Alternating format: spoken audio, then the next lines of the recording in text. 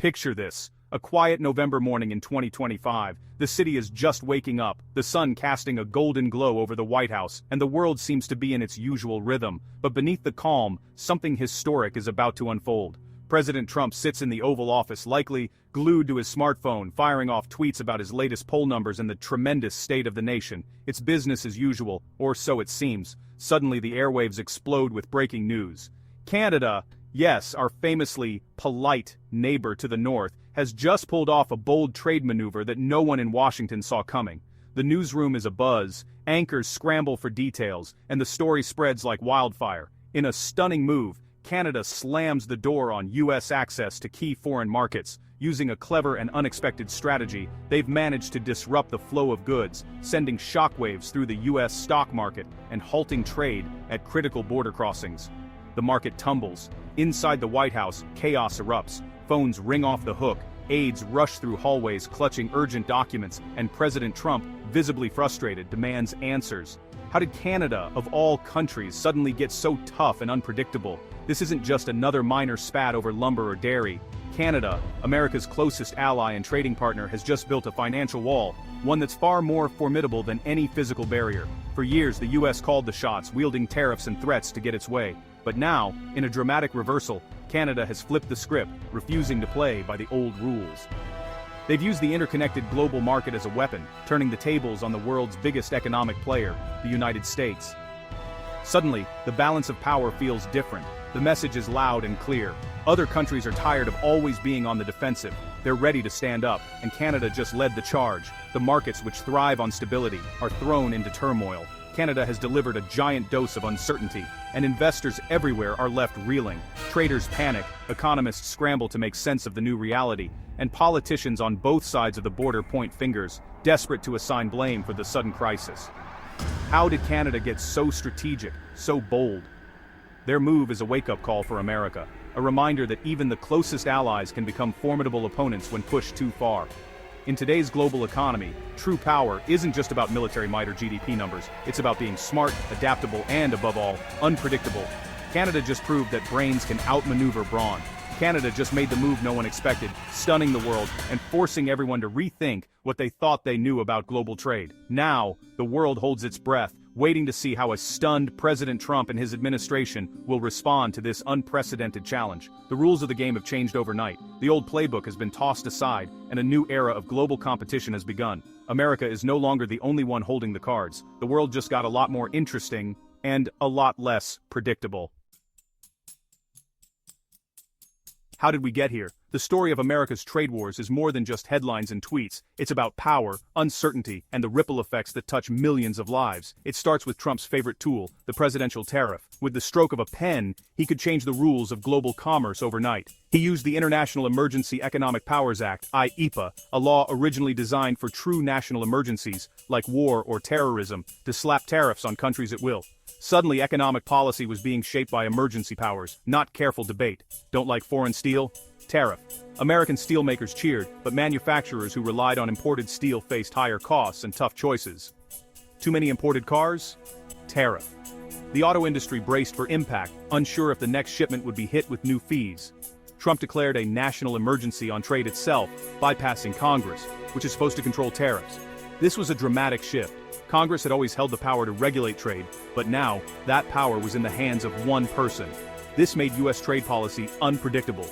One tweet could change everything. Markets swung wildly and businesses scrambled to keep up with the latest announcement. Allies like Canada, who send most of their exports to the U.S., were left in constant uncertainty. Every new tariff threatened jobs, investments, and long-standing partnerships. Imagine your biggest customer suddenly charging you extra, with no warning. Deals fell apart, and trust between neighbors began to erode. Businesses couldn't plan or invest. Factories slowed production. Workers worried about layoffs, and small companies faced closure. Canada's bold move was a direct response to this chaos. They pushed back, determined to protect their economy, and send a message that trade couldn't be dictated by surprise. They were tired of one person dictating global trade. Other countries watched closely, wondering if they'd be next.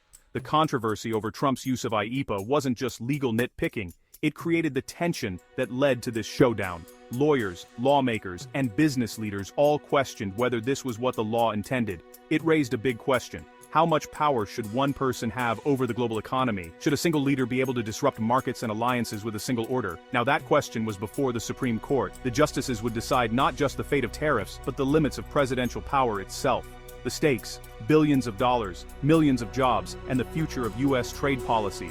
The world was watching, waiting to see if the rules of global commerce would be rewritten for a generation.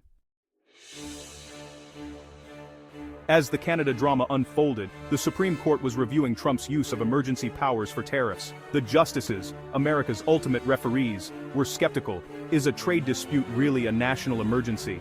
This case is about more than tariffs. It's about the balance of power in government. The founders gave Congress, not the president, the power to regulate trade.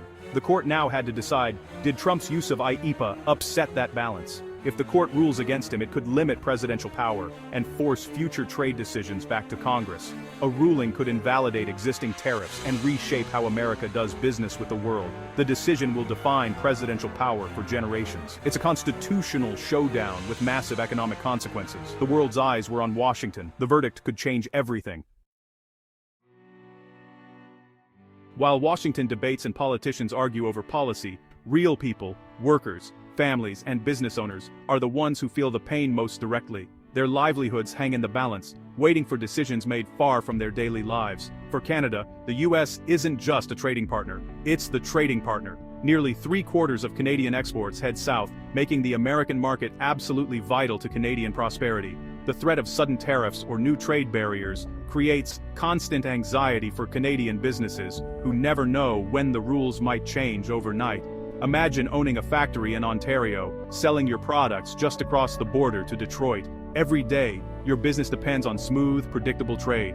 But with one unexpected tariff, your entire business model is at risk. Jobs could vanish, and years of hard work could be undone in an instant. This isn't just Canada's problem. The ripple effects are felt around the world, from Europe to Asia and beyond. U.S. allies worldwide face the same uncertainty, unsure if their economic ties will hold or snap under pressure. Decades of stable trade relationships built on trust and predictability are now upended.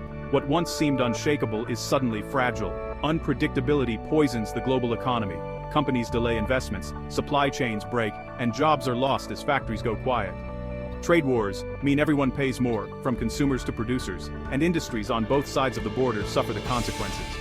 Canada's bold move to seek new trade partners was born from years of frustration and a desire for stability. Countries everywhere are rethinking their reliance on the U.S. market, searching for ways to protect themselves from future shocks. They're searching for new partners, new strategies, and new opportunities to keep their economy strong and resilient.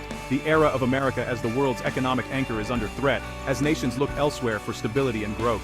The consequences could reshape global trade for years to come. The world is adapting, fast, and the future of international commerce is being rewritten before our eyes. Think a Supreme Court ruling will stop Trump? Think again. He's always got a backup plan, his game too. Even if IEEPA is blocked, older laws like the Trade Act of 1974 and Tariff Act of 1930 still give him options. These laws require more proof and process, but tariffs can still happen.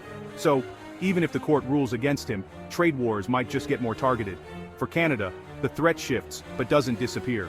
Trump's unpredictability keeps allies and rivals guessing. The era of aggressive U.S. tariffs isn't over, it's just evolving.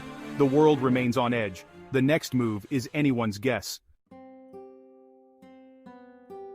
Why should you care? Because this drama hits your wallet. Trade spats mean higher prices at the store, lost jobs, and economic uncertainty. A tariff on Canadian lumber? Houses cost more. Retaliatory tariffs? American farmers lose income. These aren't abstract theories. They're real consequences for real people.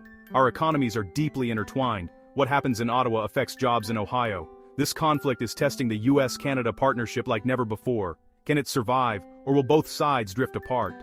Stability is at stake. Businesses, workers, and consumers all need it. When trade becomes unpredictable, everyone feels the anxiety. This isn't just about Trump or Canada's move. It's about the economic well-being of millions on both sides of the border. The stakes are personal. That's why this story matters. Where do we go from here? This U.S.-Canada clash could reshape global trade. The old system, U.S. leads, others follow, is breaking down. Countries like Canada are taking bold steps to protect themselves. The Supreme Court's decision will set a new precedent for U.S. trade policy. If presidential power is limited, we might see more stable, collaborative trade. If not, expect more chaos and trade wars. The world is learning not to rely on one country. Diversification is the new strategy. America's central role in the global economy is at risk. The future of trade hangs in the balance. Will we return to cooperation or descend into a free-for-all? The answer will shape everything from international relations to the price of your phone. Stay tuned. The story isn't over.